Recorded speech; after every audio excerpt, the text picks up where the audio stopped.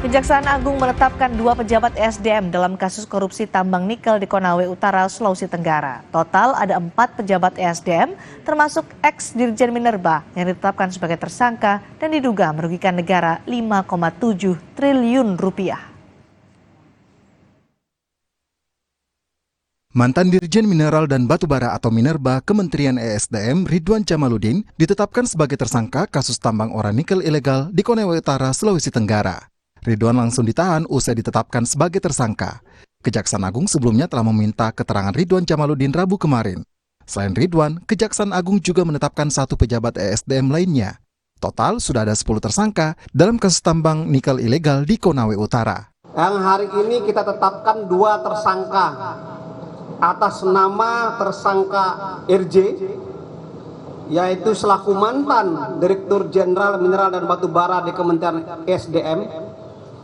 Dan yang kedua atas nama HJ selaku Subkoordinasi RKKB Kementerian SDM. Jadi dua-duanya dari Kementerian SDM. Ya. Di mana peran yang bersangkutan adalah memberikan suatu kebijakan yang terkait dengan blok Mendiado. Ya, yang menyebabkan kerugian negara seluruhnya adalah 5,7 triliun. Sebelumnya, Kejaksaan Agung telah menetapkan dan menahan 2 pejabat dari Kementerian Energi dan Sumber Daya Mineral. Salah satunya SM, Kepala Geologi Kementerian ESDM sekaligus Direktur Pembinaan Pengusahaan Mineral Dirjen Batubara.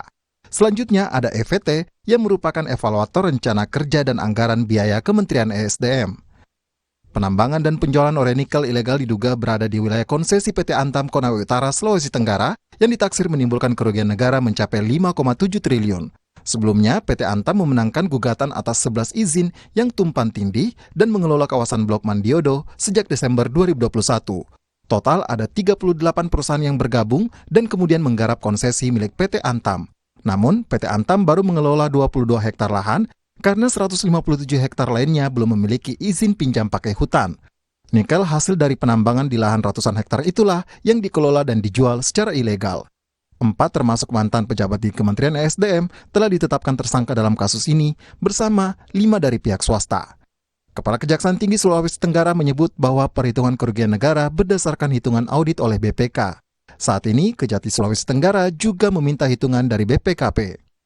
Bulan Juni lalu, kawasan Blok Mandiodo juga diprotes oleh warga karena tidak memberdayakan warga sekitar. Tim Liputan, Kompas TV. Bagaimana praktik tambang nikel ilegal konsesi milik PT Antam bisa tetap berlangsung selama ini? Lalu bagaimana analisis hukum terkait praktik tambang ilegal tersebut? Kita bahas bersama Koordinator Nasional Jaringan Advokasi Tambang atau JATAM, Melki Nahar, peneliti di Alpha Research Database, Ferdi Hasiman. Kami juga mengundang perwakilan dari Kejaksaan Agung, termasuk Kejaksaan Tinggi Sulawesi Tenggara, namun belum terkonfirmasi hingga saat ini. Selamat malam, Pak Melki dan Pak Ferdi. Malam, Mbak. Baik, Pak Melki. Kasus ini menjerat 4 pejabat, termasuk mantan Dirjen Minerba SDM terkait kebijakan menurut Kejaksaan Agung. Praktiknya biasanya seperti apa sih? Iya, saya kira bicara praktik korupsi dalam sektor pertambangan itu sebetulnya bukan barang baru gitu ya. Ini fenomena lama yang sudah sering terjadi dan barangkali problemnya adalah di proses penegakan hukumnya yang berjalan di tempat atau bahkan tidak dilakukan sama sekali. Nah, kalau kita bicara soal konteks celah tindak pidana korupsinya, sebetulnya ada di banyak aspek begitu ya. Mulai dari urusan yang sifatnya pra-perizinan, kemudian masuk di fase perizinan, kemudian di urusan pembinaan dan pengawasan, sampai bahkan di urusan penegakan hukum yang juga rentan dengan praktik korupsi.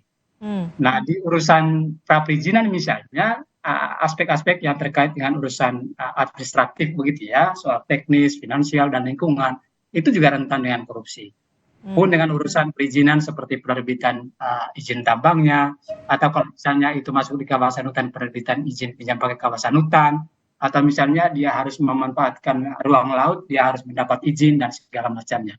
Jadi ada banyak rantai proses yang kemudian punya celah korupsi yang besar, yang selama ini tidak terlalu mendapat perhatian serius dari pemerintah begitu. Dan ini yang kemudian menjadi salah satu problem mengapa kemudian praktik penegakan hukum terutama terkait korupsi di sektor pertambangan ini mandek, lalu kemudian menimbulkan banyak kerugian terhadap keuangan negara. Oke, modusnya gimana sih, Mbak Melki, sampai akhirnya ada mantan Dirjen Minerba SDM itu yang terjerat juga? Ya, kasus yang terjadi di Blok Madiodo ini kan sebetulnya dia menjadi menarik begitu karena ada otoritas terkait di Kementerian SDM yang tampak bermain begitu ya. Jadi ini kayak perilaku birokrasi kita yang memang masih koruptif begitu. Jadi kekuasaan atau kewenangan yang mereka miliki ini justru kemudian dipakai untuk mengakomodasi apa yang menjadi kepentingan bagi kelompok atau korporasi-korporasi tertentu. Terutama misalnya bagaimana supaya meloloskan rencana kerja anggaran biaya atau RKAB misalnya. Bahkan kemudian si tambang ilegal ini masuk di kawasan hutan gitu ya. Karena kalau kita cek yang Blok Madiodo ini kan menariknya hampir seluruh wilayah yang dibongkar itu masuk di kawasan hutan semua. Dan tanpa izin pinjam pakai kawasan hutan. Artinya kan negara itu dia tidak hanya kehilangan pendapatan dari sektor kehutanannya gitu ya, akibat terhadap tambang ini. Tapi juga adalah kerugian-kerugian yang yang diakibatkan oleh kewajiban-kewajiban tertentu bagi si penambang, si korporasi yang dia tidak setor ke negara karena ilegal gitu ya. Karena kan ada perbedaan yang signifikan kan antara yang legal dan yang ilegal gitu. Oke, ada pejabat-pejabat Kementerian SDM yang terjerat dalam kasus ini. Bang Ferdi, dari data Anda, bagaimana bisa pembuat kebijakan terlibat akhirnya dalam praktik tambang ilegal seperti ini? Ini kasus yang menurut saya tidak baru, Mbak ya. Oke. Karena kita tahu di Madiodo ini ada istilahnya proses penambangan oleh perusahaan, lalu itu juga dengan penjualan ore ya. Jadi tidak main-main, penjualan ore-nya 7,8 juta. Dan itu dijual ke smelter yang bukan berdasarkan KSO, kerjasama operasi ya, termasuk aneka tambang tadi. Dan yang paling penting adalah penjualan ini dianggap ilegal karena dia menambang di dalam kawasan hutan lindung ya. Jadi ada izin pinjam pakai kawasan hutan di sana yang belum disahkan oleh Kementerian Lingkungan Hidup. Jadi ada pejabat terkait, instansi terkait yang sebelum rencana kerja anggaran dan belanja perusahaan itu disahkan oleh Kementerian SDM, dalam hal ini Dirjen Minerba, itu harus diizinkan. Jadi izin pinjam pakai kawasan hutan ini di KLHK menjadi ramai, Mbak. Jadi banyak sekali perusahaan tambang yang belum mendapat IPPKH. Dan ini prosesnya cukup panjang. Oleh karena itu menurut kami Dirjen Minerba ini tidak boleh mengeluarkan izin tanpa harus memeriksa, mengevaluasi rencana kerja anggaran dan belanja. Jadi RKAB ini salah satu nafas hidup dari semua perusahaan tambang. Coba Mbak bayangkan tadi ada ribuan perusahaan tambang dan setiap tahun dia harus mengajukan rencana kerja anggaran dan belanja perusahaan ke Kementerian SDM melalui Dirjen Minerba. Jadi pusaran korupsinya begitu panjang. Lalu catatan lain adalah catatan terkait dengan mantan Dirjen Minerba, Pak Ridwan Jamaluddin. Ini menurut saya termasuk manusia orang-orang yang pejabat yang sakti ya di Kementerian SDM ya. Jadi dia menjabat sebagai Dirjen Minerba tanpa memenangkan lelang jabatan. Ini karena intervensi dari luar yang membuat posisi dari Menteri SDM dalam menentukan pilihan nggak bebas. Lalu setelah dia menjabat sebagai Dirjen, dia juga diangkat menjadi PLT Gubernur Bangka Belitung. Ini posisi strategis ini. Jadi posisi strategis yang akhirnya terjerat juga dalam kasus ini. Baik, lalu dari Jatam, Mas Melki, ini dari modus yang Anda jelaskan tadi, sudah juga menjerat mantan Dirjen Minerba Kementerian SDM. Apakah ada orang-orang lain dalam kementerian atau di pihak lain yang seharusnya bisa diperiksa juga lebih dalam, atau mungkin ada kemungkinan tersangka baru dalam kasus ini? Iya, saya kira iya ya, karena gini, pelaku korupsi ini kan sebetulnya tidak saja orang, ya, tapi juga bisa korporasi atau badan hukum, lembaga, ya, atau badan hukum atau korporasi kan. Nah dalam konteks Madiodo misalnya kan jelas-jelas itu mereka menambang di kawasan hutan. Artinya ini perlu didorong ke aspek pidana, terutama untuk menjerat korporasinya. Jadi tidak hanya kemudian menyasar pada pelaku dalam hal ini orang gitu ya. Dan undang-undang yang dipakai saya kira ada banyak hal yang bisa digunakan oleh aparat penegak hukum. Bisa menggunakan undang-undang tipikor misalnya, atau bahkan undang-undang pencucian uang begitu, sehingga penegakan hukumnya tidak kemudian dialamatkan kepada orang-orang yang secara politik barangkali dia tidak terlalu punya pengaruh yang signifikan gitu ya.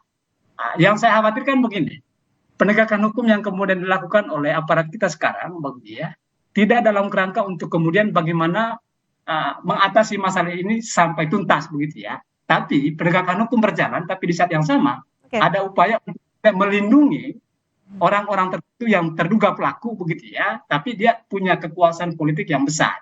Karena gini, 2 orang di Kementerian SDM begitu yang ditetapkan sebagai tersangka, kan belum tentu yang bermain begitu ya mereka berdua saja. Artinya ada orang lebih tinggi dari mereka yang juga ikut dalam praktik-praktik ini. Persis, artinya dugaan kemudian ada orang lain yang terlibat dalam rantai proses korupsi terkait dengan Blok Mandiodo ini, itu sangat mungkin. Nah, tantangannya kemudian adalah apakah aparat penegak hukum, semisal kejaksaan, mau begitu ya, atau punya punya kemauan politik yang kuat untuk kemudian mengusut ini secara tuntas, sehingga penegakan hukumnya itu menyeluruh gitu dari hulu ke hilir, tidak pada orang-orang tertentu saja.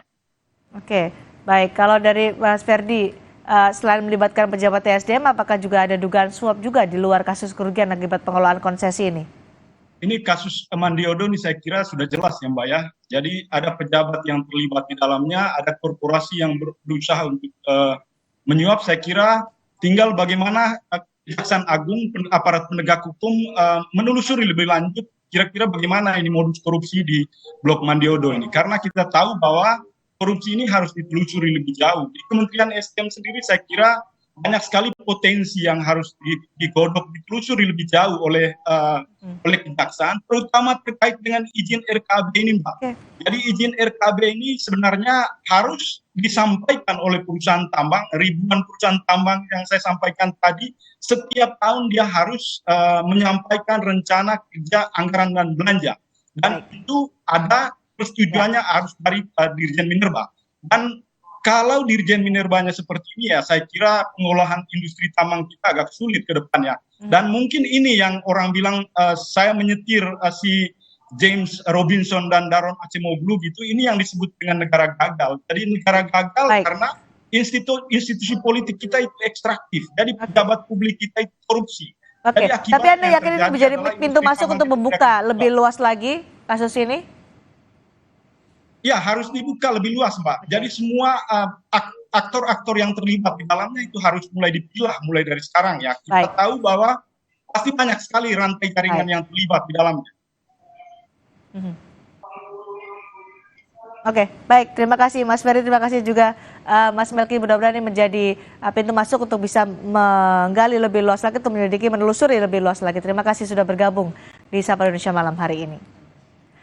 Saudara, kegiatan